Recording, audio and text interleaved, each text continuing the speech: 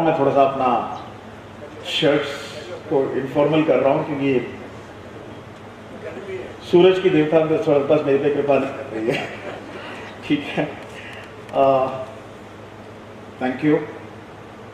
मैं कोई औपचारिकता चीज़ नहीं करूँगा क्योंकि हमारे पास समय काफ़ी कम है, तो मैं सबको धन्यवाद देते हुए ख़ास तौर पे मुझ जैसे मैं कोई बड़ा आदमी नहीं हूँ, बहुत आम आदमी हूँ, आम इंसान हूँ। मुझे यहाँ पे आप लोगों ने बुलाया और सुनने के लिए, इतने बड़े नंबर्स पे आप आके मेरे सामने में खड़े हैं, उसके लिए सबको अभिनंदन, thank you and thank you very much sir. आप मेरे साथ मेरे ख्याल से 1 साल से पीछे पड़े यहाँ पे लाने के लिए, तो मैं बहुत बड़ी एक साल से ज़्यादा वो मेरे साथ कोशिश कर रहे कि वो मुझे यहाँ पे लेके आए, और उसके लिए धन्यवाद आपका। शुरुआत करने के पहले, क्योंकि खास तौर पे मेरे सामने में अधिक संख्या में बच्चे लोग बैठे हुए हैं, कॉलेज के स्टूडेंट्स बैठे हुए हैं, जिनको हम भविष्य के हमारे स्तंभ मानते हैं इस देश के, मैं आप लोगों से एक छोटी सी सवाल करना चाहता हूँ। क्या मैं किस भाषा में बोलूँ? अंग्रेजी, हिंदी? हिंदी क्यों? आप अपनी पढ़ाई क्या कर रहे हो? पढ़ाई किस में कर रहे हो? इंग्लिश में कर रहे हो कि हिंदी में कर रहे हो? इंग्लिश लिटरेचर में कर रहे हो ना आप लोग, कुछ लोग? अच्छा, ठीक है। आमतौर पर अब जब आप, मुझे नहीं मालूम कितने लोग मुझे कभी कभी पढ़ते हो आप, मैं कोशिश तो करता हूँ रोज लिखने का।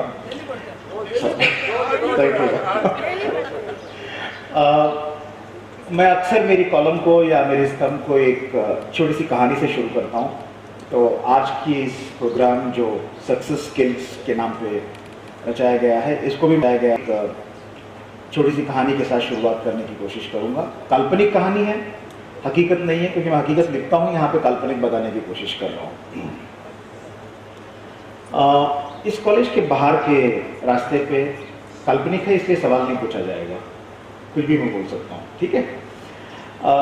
इस कॉलेज के बाहर एक बिल्ली अपने बच्चे के साथ आराम से टहल रही थी। गर्मी बढ़ गया, जैसे यहाँ पे बढ़ गया अभी फिलहाल, तो कुछ झाड़ के आसपास में छांव में जाने की कोशिश कर रही थी। तो अचानक एक पालतू कुत्ता, जिसको हम स्ट्रे डॉग कहते हैं इंग्लिश में, तो वो उसके पीछे लग गया। अब बिल्ली को अपनी जान भी बचानी थी, बच्चे की जान भी बचानी थी। तो माँ बिल्ली अपने बच्चे को कहती है कि भाग बेटा भाग, जल्दी भाग, कुत्ता लगा हुआ अपने पीछे। तो दोनों भागने लगे, इस कैंपस के आसपास में दौड़ रहे थे, कुत्ता छोड़ने को तैयार नहीं, उनके पीछे लगा हुआ है। तो बड़े इस धूप में तो जल्दी भी थक जाते हैं, एक आधा राउंड में थक गया बिल्ली, और सोचने लगा कि कितने दिन मैं इस तरह से भागती रहूँगी, अपने को भी और अपने बच्चे को भी बचाते हुए। तो उसने एक आइडिया किया, उसने ब्रेक मारा, पलटा, कुत्ते को आंखों की आंखों में नजर डाला और भौंकने लगा। बिल्ली ब्रेक मारा, पलटा, आंखों पे नजर डाला और भौंकने लगा। कुत्ते को 2 मिनट समझ में नहीं आया कि हुआ क्या। उसको ऐसा लगा यार कुछ तो पंगा है, लगता है कि बिल्ली की फेस में कोई कुत्ता आ गया है। बोले कल मैं तहकीकात करके कल आऊँगा, इसको तो छोड़ूंगा नहीं लेकिन कल देखूंगा। और वो चुपचाप आज के दिन चला जाता है। उसके जाने के बाद माँ बिल्ली अपने बच्चे की बिल्ली जो रहती है, किटन जिसको इंग्लिश में कहते हैं, उसको पलटकर ये बोलती है, देखा 2 भाषा जानने की प्रॉफिट।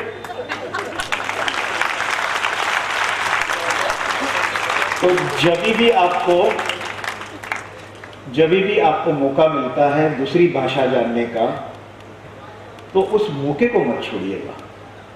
सिर्फ हिंदी के पीछे लगने से, शायद मैं ये नहीं कह रहा हूँ कि हिंदी भाषा खराब है या कम है, कुछ ऐसा कुछ नहीं कह रहा हूँ मैं, लेकिन और भाषा भी अपने पास आने से हमारी ताकत बढ़ जाती है। कम से कम दुश्मन से बचने का मौका तो जरूर मिलता है, ठीक है।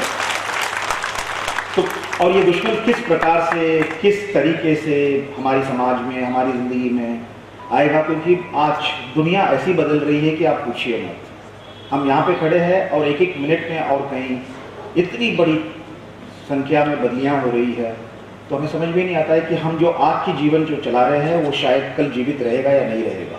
कुछ अलग वातावरण, कुछ अलग परिणाम, कुछ अलग एक्सपीरियंस, एक्सपेरिमेंट, सारी चीज़ होती रहेगी। तो by and large you all should be not only bilingual, you should be multilingual. Means अगर आप मेरे को यहाँ पे खड़े रहकर अगर आप बोलोगे कि मैं मराठी में बात करूँ तो मैं बात करने को तैयार हूँ, गुजराती, तमिल, तेलुगु, मलयालम, आप क्या चाहते हैं बोलिएगा, उतनी भाषा में मैं बात कर सकता हूँ। मालवी में नहीं कर सकता हूँ सर। मैं जब यहाँ पे आ जाऊँगा तो मैं यहाँ पे आ जाऊँगा, शायद थोड़े दिन रह जाऊँगा तो कर लूँगा। ठीक है। आज के प्रोग्राम में एक छोटी सी, आप उस फिल्म को प्ले कर रहे हैं सर? वो बेगर्स की फिल्म को आप जरा सा प्ले करेंगे। निर्मल आप आ जाइएगा थोड़ा सा, या रही है जिसको पेन के ऊपर से एक मार्किंग कर दिया गया है। अब वो चीटी देखिएगा, इस पेन से निकलती नहीं है बाहर, पेन की मार्क।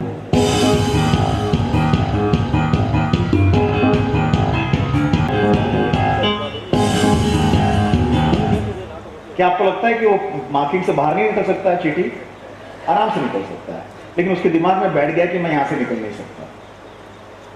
ये बहुत सारी लिमिटेशंस, हम लगते हैं कि मैं बीकानेर का रहने वाला हूं, बहुत छोटा शहर है, जयपुर से भी काफ़ी ज़्यादा छोटा शहर है, तो बम्बई से क्या अपन पंगा लेंगे, या किसी कंट्री का प्रेसिडेंट नहीं बन सकता, ये कोई रूल नहीं है, लेकिन सोच है, हमारी माइंड लिमिट है। उसके बाद मैं एक छोटी सी प्रेजेंटेशन देना चाहता हूँ। इस गाने को सुनिएगा थोड़ा सा। एक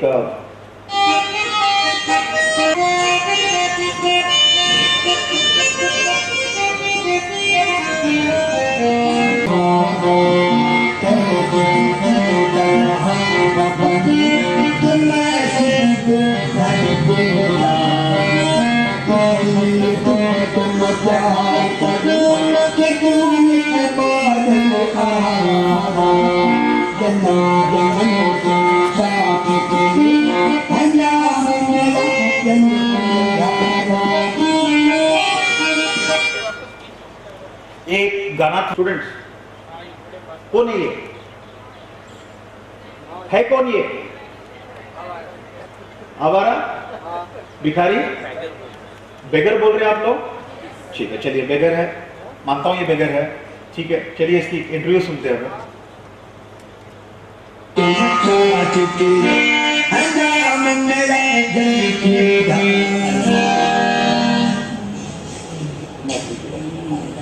कहाँ से आए? देश तो भारत गुजरात के बाबूजी। काफी गुजरात में थी, क्या थी आ रहे थे? तो आया था बहुत दिवस हो जाते, 5-6 महीना થી આયા हैं। અને તમે પહેલા શું કરતા હતા? પહેલા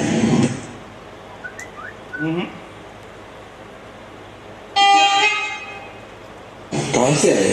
देश तो भारत गुजरात के बाबूजी। काफी गुजरात में थी, क्या थी आ रहे थे? तो आया था बहुत दिवस हो जाते, 5-6 महीना થી આયા हैं। અને તમે પહેલા શું કરતા હતા? પહેલા તમે શું કરતા પહેલા? પહેલા ऑर्केस्ट्रा में करता था। क्या ऑर्केस्ट्रा में? अपने भाई शांताराम, हाजी, अमित कुमार, हाजी। એમની સાથે ગાયું। તો પછી કેમ આમ અહીંયા? બસ તાકે મુકદ્દરની વાત છે। કયું ગામ? हाँ દેશ કયું? अहमदाबाद की हमारे आगे जाओ कड़ी। કડી કેટલું દૂર છે ત્યાંથી? हाँ 10-12 मीटर 30। અચ્છા, તે ટ્રેન જાય છે કે બસથી જાય છે? એટલે પાટણના રસ્તા પર? પાટણના બાજુ, પાટણના પહેલા कड़ी कदम के मહેસાણામાં बाजू, મહેસાણાની બાજુમાં છે। जिला मહેસાણા। किसके साथ गाना गाता था? सुना आपने? हेमंत कुमार, और कौन था? निर्मल, और कौन था? वी शांताराम। आप जानते हो वी शांताराम को? बॉलीवुड के बहुत बड़े स्तंभ थे, जैसे कोचर साहब यहाँ पे बहुत कुछ करते थे, उस तरह बॉलीवुड के बहुत बड़े पिलर थे वो, और उसके साथ एक काम करता था। और देखते देखते 20-35 साल 25 साल में ये इस लेवल पे आ गए। सिर्फ एक ही वजह है, सिर्फ एक ही वजह है, समय के साथ ऑर्केस्ट्रा में ऑलरेडी काम कर चुका है, काम करता था, राइट? लेकिन आज किसी बस्ती में कहीं ना कहीं अपने रोजमर्रा की ज़िंदगी को बिताने के लिए पानी और खाना भीख मांगा। एक प्योर आज का भिखारी। Let's be very honest about it, let's face it, ठीक है, इसमें कोई छुपाने की बात नहीं है। जो एकदम एक अच्छी लेवल पे एक ज़माने में था, वो आज एक रोड पे खाने के लिए मोहताज है, ठीक। अब नेक्स्ट, ये उस नशे की बीमार हो गई, आज भी वो नशा करती है। और ये जिसका नाम है जयवेद, ये लड़का 5 साल में किसी एक उमा नाम की एक टीचर के संपर्क में आया भीख मांगते मांगते। और संपर्क में आने के बाद उस टीचर ने उसको पूछा, तू पढ़ेगा बेटा? तो बोला पढ़ूंगा। तो इसने पढ़ने की जब अपनी ख्वाहिश बताई तो उसको पढ़ाई की एक मदद मिली और ये पढ़ा। ये पिछले 2 हफ्ते के पहले वाली पिक्चर है। इसको मैंने हाल ही में चेन्नई में मिला था, तो उसको मैंने एक पिक्चर लिया था उसकी मम्मी के साथ। उसकी मम्मी आज भी भीख मांग रही है, वहीं पे है, इसी तरह लेटी रहती है जैसे लेटी हुई है यहाँ पे, क्योंकि परमानेंटली नशे पे रहती है ये, ठीक है। और ये लड़का CBSE का एग्जाम खत्म किया 90% मार्क लेकर। फिर उसके बाद स्टेट बोर्ड में 97% लिया। मैं उसकी पूरी जिंदगी पे नहीं जा रहा हूँ, उसकी पूरी जिंदगी बहुत लंबी है, बहुत अच्छी है, बहुत अच्छा लगता है सुनने को कि उस किस किस मोड से गुजरा हो। और उसे एक स्कॉलरशिप मिला स्विट्जरलैंड और फ्रांस से। स्विट्जरलैंड ने कहा उसको एनवायरमेंटल साइंस पे 100% स्कॉलरशिप देंगे। भिखारी है, याद रखना, पैसा नहीं है उसके पास। 100% उसको स्कॉलरशिप मिलेगा, ये स्विट्जरलैंड ने कहा एनवायरमेंटल साइंस पे। और फ्रांस ने कहा कि मैं आपको कंप्यूटर इंजीनियरिंग में 100% स्पॉन्सरशिप दूंगा। अब भिखारी का एटीट्यूड देखिएगा, वो बोला बॉस एनवायरमेंटल साइंस और कंप्यूटर साइंस अब मुझे पसंद नहीं है। अब भिखारी की औकात देखो, एटीट्यूड देखो। बोला मेरे को पसंद नहीं है। बोले तेरे को क्या पसंद है बेटा? बोले मैकेनिकल इंजीनियरिंग। बोले मैकेनिकल इंजीनियरिंग में तो कोई फुकट में पढ़ा नहीं रहा है तेरे को, तू करेगा क्या? ऑटोमोबाइल इंजीनियरिंग, सॉरी, हाँ ऑटोमोबाइल इंजीनियरिंग। ऑटोमोबाइल इंजीनियरिंग पढ़ूंगा मैं। तो उसने कहा, बोले तेरे को पढ़ा तो नहीं रहा? बोले नहीं पढ़ा रहा, तो मैं उधार लेकर जाऊंगा, लेकिन पढ़ूंगा तो मैं ऑटोमोबाइल इंजीनियरिंग पढ़ूंगा। उसको एक संस्था ने, NGO ने एजुकेशन लोन दिया और ये लंदन जाकर ऑटोमोबाइल इंजीनियरिंग किया। ये साल यानी कि इस जुलाई अगस्त में जब परीक्षा खत्म हुई, ये नॉट ओनली उस क्लास को टॉप किया ऑटोमोबाइल इंजीनियरिंग में, इसने एक ऐसी गाड़ी की आविष्कार की, या उस एक्सपेरिमेंटल प्रोसेस पे, आविष्कार तो मैं कह नहीं सकता हूँ, उसको 90% एक्सपेरिमेंट खत्म हो चुका है। 90% एक्सपेरिमेंट खत्म हो चुका है, जहां पे वो काइनेटिक एनर्जी, काइनेटिक एनर्जी का मतलब जो टायर घूमता है उसमें से जो एनर्जी निकलती है, उसमें से गाड़ी कैसे चलेगी, ना कि सोलार, ना कि पेट्रोल, ना कि डीजल, ना कि और कुछ। इस बात पे वो 90% तक पहुंच गया। अब ये खबर इटली के कोई बहुत बड़े कॉलेज, टोनिस कॉलेज या something like that, I don't remember the college, but एक बहुत बड़ी यूनिवर्सिटी है जो ऑटोमोबाइल इंजीनियरिंग में रिसर्च करते रहती है परमानेंटली, उसको पहुंचा ये खबर। तो उसने इस लड़के को संपर्क किया लंदन में।